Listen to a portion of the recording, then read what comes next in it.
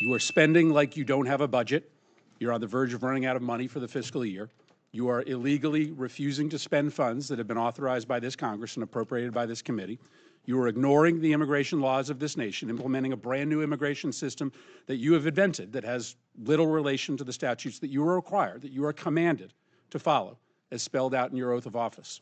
You are routinely violating the rights of immigrants who may not be citizens, but whether you like it or not, they have constitutional and statutory rights when they reside in the United States.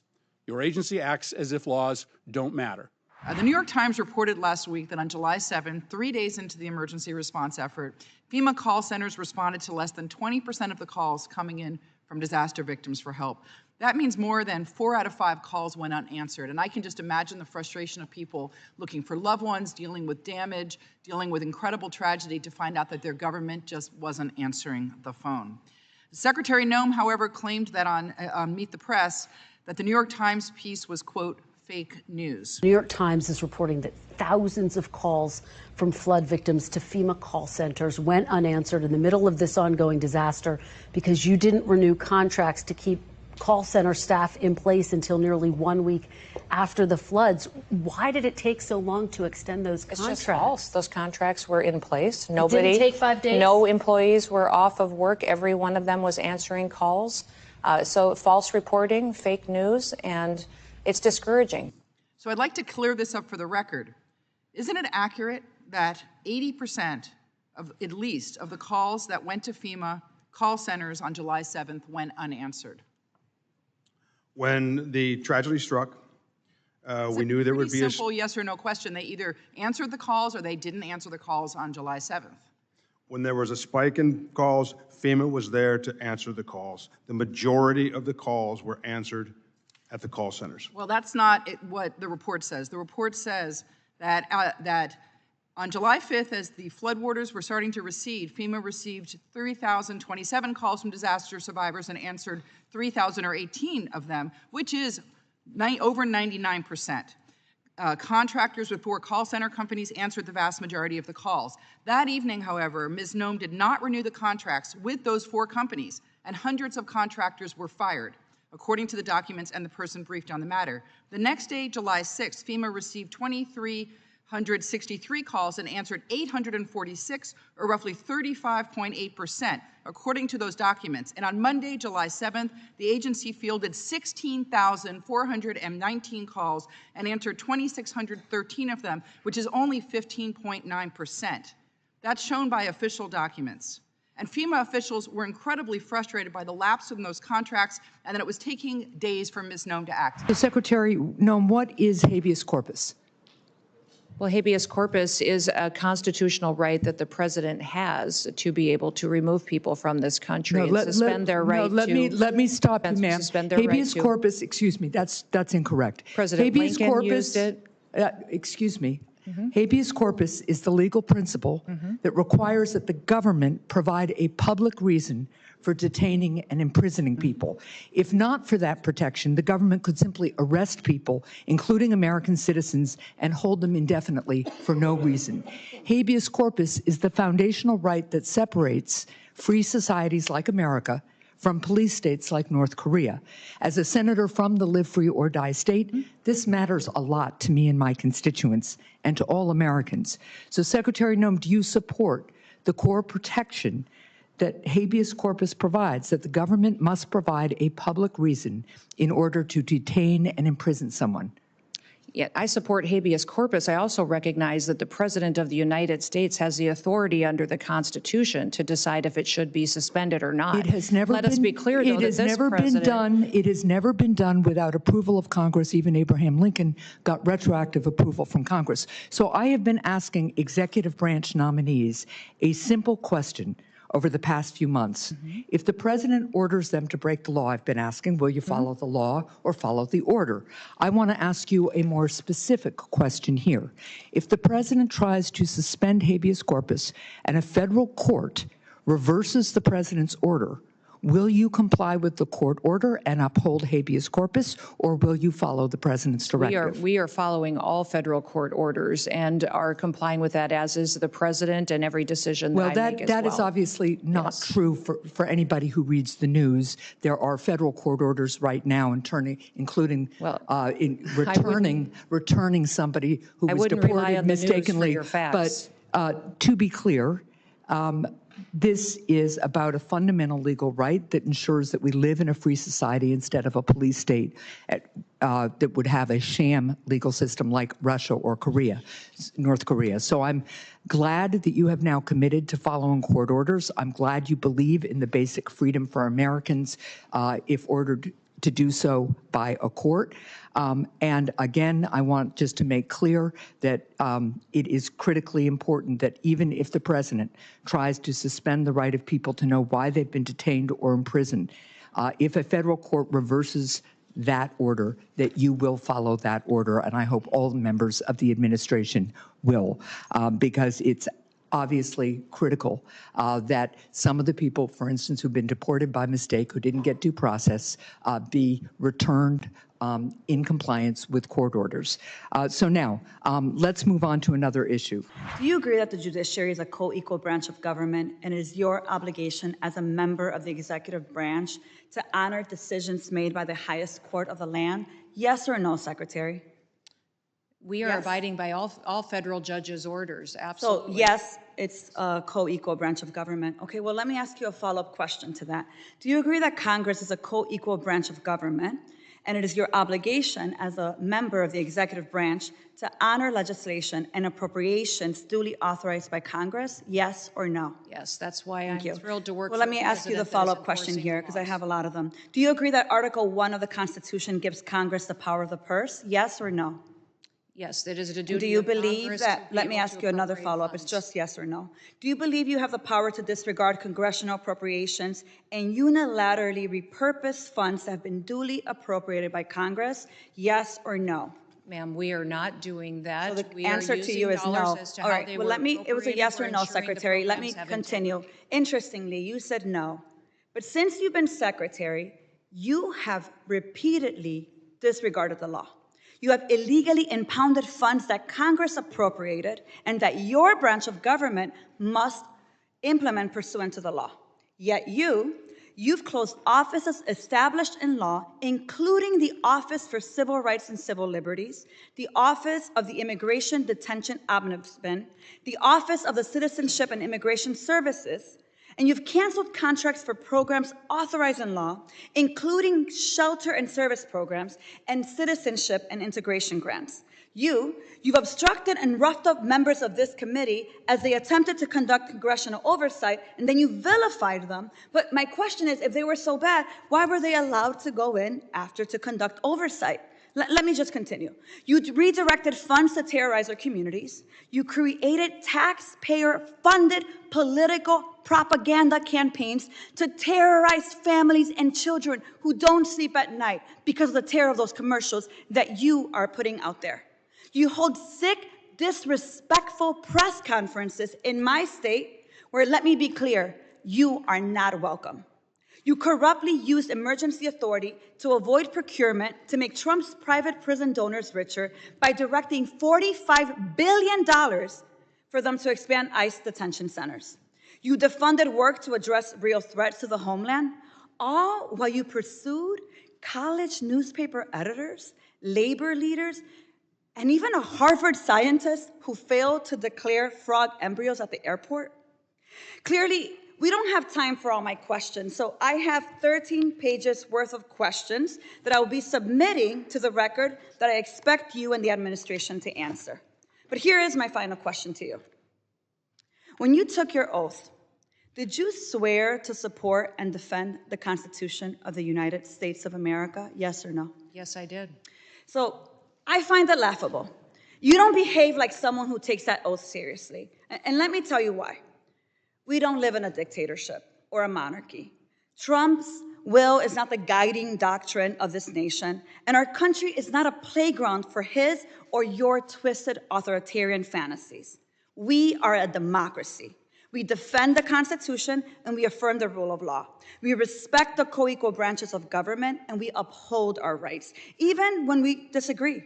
The foundation of our nation is based on a core set of constitutional rights upon which our prosperity, our pluralism, and our peace depend on it. You, however, have been leading this work for 116 days, and in that time, you have profiled and dehumanized our neighbors. You've betrayed our constitutional commitment to due process. You've deported United States citizens. You've undermined the courts. You've broken the law. You've engaged in corruption, and you've weaponized the immigration system to violate civil rights. As Senator Murphy perfectly stated, your department is out of control, but you're responsible. You have betrayed the sacred fundamentals of your oath.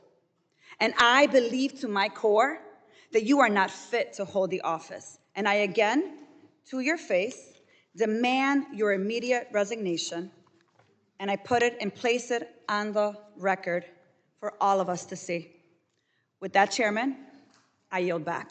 This weekend, the president made the remarkable statement that he, quote, doesn't know whether he has to uphold the Constitution. You, however, have taken a different position, both in your confirmation hearing and when you took the oath of office. You said that you were committed to complying with the Constitution. Do you still stand by that statement? Absolutely. I believe President Trump Excellent. as well. Let's start with Article 1, which gives Congress and only Congress the power of the purse. No money shall be drawn from the Treasury, but in consequence of appropriations made by law. But this administration is freezing, terminating, and even clawing back federal grants and awards that were already signed into law. These are taxpayer dollars that were appropriated by Congress for the specific purposes that we laid out. So, Secretary, let me ask you, do you believe the administration has the authority to subvert appropriations law to freeze and terminate congressional funding? The administration and the Department of Homeland Security used our authorities that we have to evaluate every grant that was in front of us and meet statutory requirements, but also to make sure that they were being spent appropriate. So, of course, the president is within his authorities. Make sure Ma'am, that this we is my went time. forward. Thank you so much. Of course, the president's within his authorities to drive policy decisions within the bounds of federal law and the Constitution, but that's not what you've been doing. What I'm asking is whether you believe you have the authority to ignore appropriations law. Do you believe that the Constitution gives the executive branch unilateral authority to withhold funds appropriated by the legislative branch?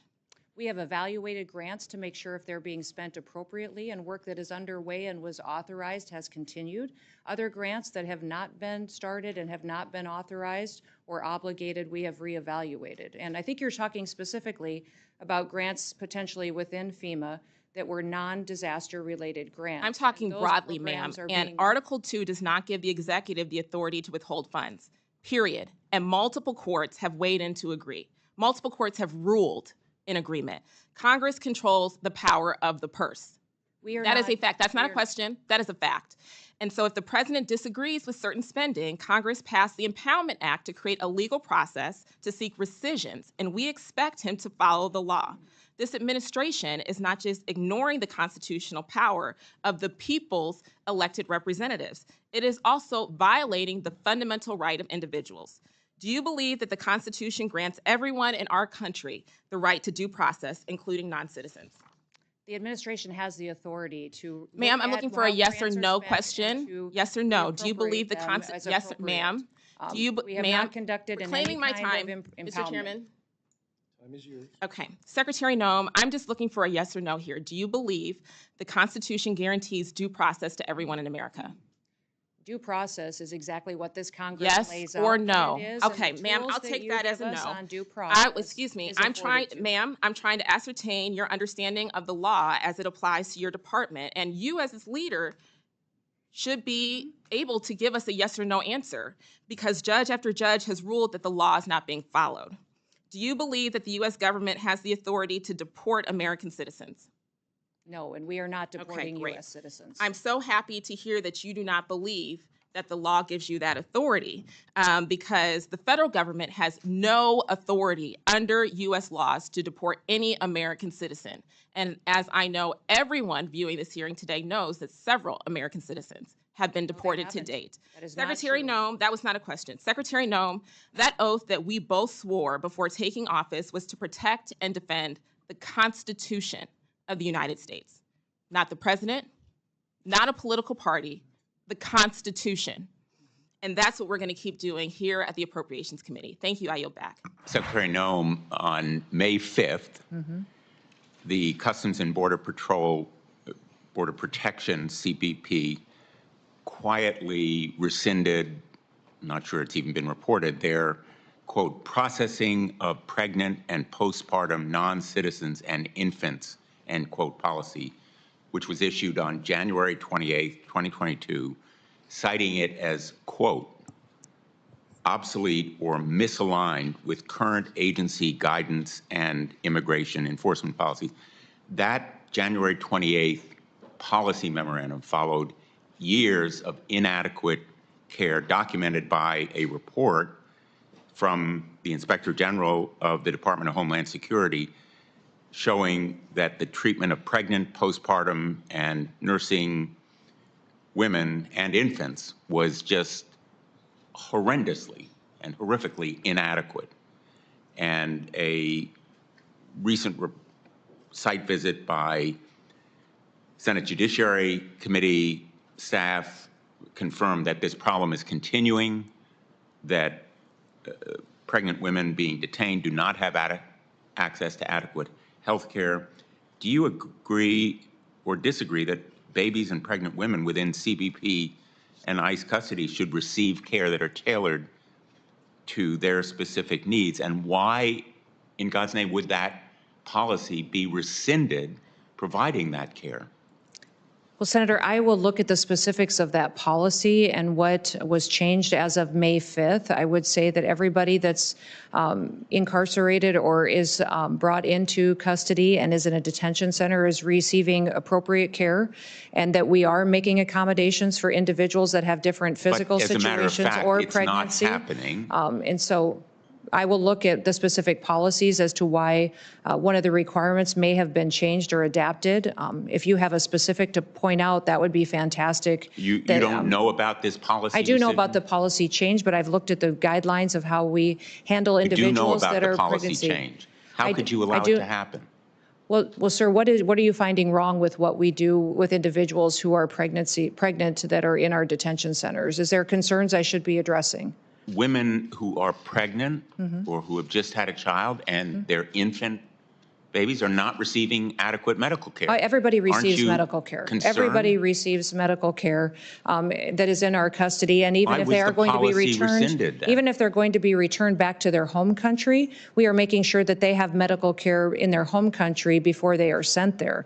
So that is something that we do very diligently, is to make sure that anybody who has a medical issue, a concern, something that needs to be addressed is taken care of in those detention centers. What you are telling me right now is factually untrue. No, it's actually more important, you permitted a policy to be rescinded that provides for adequate care because it was, quote, obsolete or misaligned with your agency's guidance and immigration enforcement priorities. How can you sit here and tell us that caring for pregnant women or infants or women postpartum is misaligned with your priorities? Yeah, everyone who's in our care and in our detention centers receives medical care that is appropriate to them and their specific condition. Absolutely, that is happening. You're about to lose a fifth of your workforce in FEMA, correct?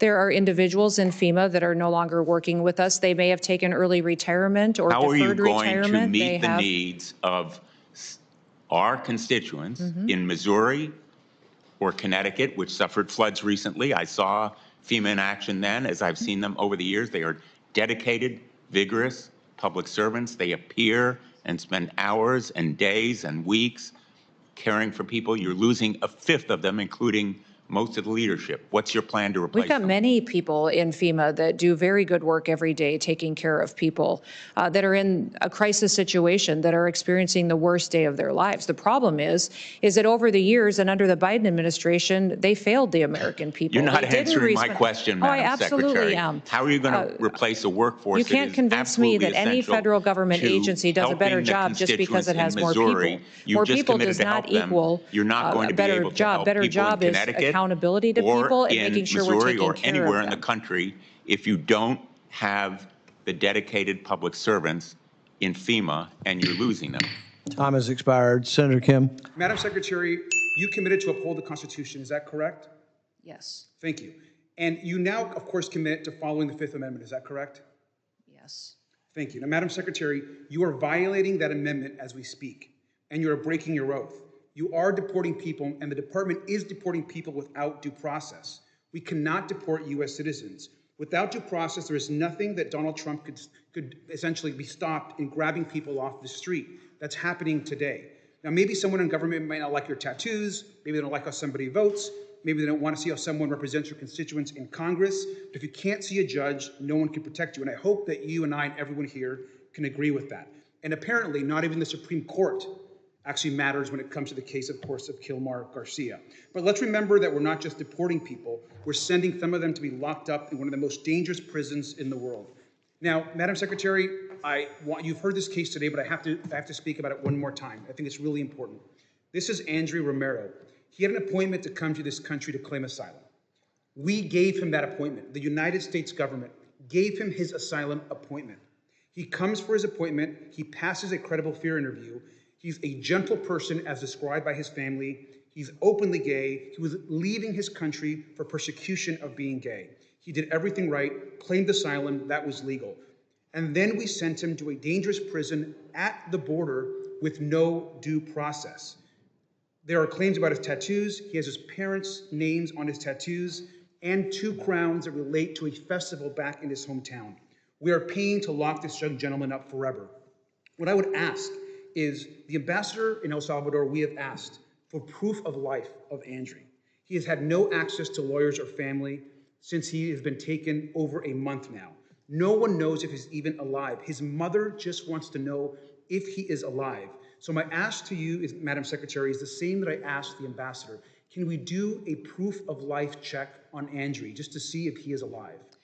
Congressman, we are utilizing the tools that Congress has given us to apply due process to individuals. We are doing that for every person, and we are making sure that we're following what you have given us as far as guidance and how things should be implemented. Would you commit to just letting his mother know, as a mother to mother, if Andrew is alive? He was given an asylum appointment by the United States government. We gave him an appointment. We said, Andrew, come to the border at this time to claim asylum. He was taken to a foreign prison in El Salvador. His mother just wants to know if he is alive. Can we check and do a wellness check on him? Our asylum applications are different than the granting of asylum, and I don't know the specifics of this individual case. This individual is in El Salvador, and the appeal would be best made to the president and to the government of El Salvador on this. This is not under my jurisdiction. Madam Secretary, you have said that CCOT in El Salvador is one of the tools in the toolbox that you have. You have said that and have been quoted as saying that. You and the president have the ability to check if Andrew is alive and if not being harmed. Would you commit at least into looking and asking El Salvador if he is alive? This is a question that's best asked to the president and the government of El Salvador. And I think you know very well that you could ask that question. What you are choosing to do, Madam Secretary, is disregard this young man's life, this young man's family, who was given an appointment by the United States. I think it is shameful that you won't even request to see if this young man is alive. His family has no idea, has no access to lawyers. I would hope that we would have the humanity to just check if this young man is okay. With that, I yield back. It's shameful. My first question for you is a pretty simple one. It's basic civics. Which branch of government does the Constitution give the authority to interpret what the law is? The judiciary or the executive branch? Sir, going forward, the interpretation of the law, you make the laws in this body. The judicial branch makes sure that they have integrity and they're applied properly to individuals. So I'm just going to take that as the judiciary branch. Now, let's focus for a second on what the judiciary branch has said about this case. We know the Supreme Court has said 9-0 that, notwithstanding your statements under oath here today, that Mr. Kilmar Abrego Garcia was afforded due process, he was in fact not afforded due process, because then if he were, you would have seen the withholding order that did not permit him to be deported to El Salvador. Now you allege, and I guess the Attorney General alleges, that he's a member of MS-13. That may very well be, that very well may be the case. And if he is, now that that is a foreign terrorist organization, certainly the immigration laws would allow him, and in fact require him, to be deported. I certainly would support that. But the problem that we have here is what you allege, what Ms. Green alleges, what the Attorney General alleges, is not the judiciary. You don't get to decide whether or not he is an MS-13 member. And you don't have to take my word for it, because Judge Wilkinson, a Fourth Circuit judge, very conservative, addressed this argument. He said, the government asserts that Abrego Garcia is a terrorist and a member of MS-13. Perhaps, but perhaps not. Regardless, he is still entitled to due process. If the government is confident in its position, it should be assured that position will prevail in proceedings to terminate the withholding of removal order. Will you commit right now to give Mr. Abrego Garcia that process where you can prove your allegation that he is a member of MS-13? Congressman, that judge that you just quoted did not say he was not a member of MS-13. Who did say that he was a member of MS-13 was law enforcement officers that encountered this individual. Yeah, he knows that. This is a Fourth Circuit judge. He knows all of what the evidence is, and he's saying if that evidence... So you're not going to commit to follow this order? You won't commit to follow this court order? By the way, he identified Madam Secretary, himself. I reclaim my time. Stop filibustering. Stop filibustering. By gang members of MS-13. Will you give Mr. Abrego Garcia the due process that the Supreme Court and Judge Wilkinson has required you to give him? Abrego Garcia is an El Salvador resident who is in his home country. If he were to come back to this country, he would be immediately removed again. How do you know? He has received and been treated appropriately, so sir, and he is not. How can you say he's been treated appropriately if the Supreme Court has ruled 9-0? 9-0 that he hasn't been treated appropriately. Why is your opinion better and have more authority than the Supreme Court? Investigators, 2 judges, an immigration court that all said he was MS-13 and was removed from this country. But you understand, that is you saying that.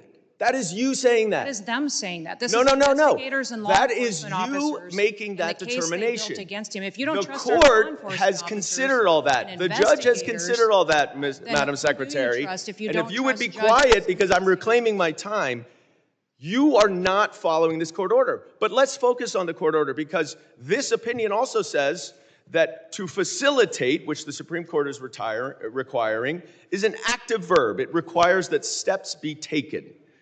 What steps have you taken to return Mr. Abrego Garcia to allow him to get due process? Abrego Garcia is in his home country. What steps have you taken? If your continued advocacy for him were to... I'm not advocating for him. I'm advocating for a court order, Madam Secretary. The court order says that you must take steps to follow the court order.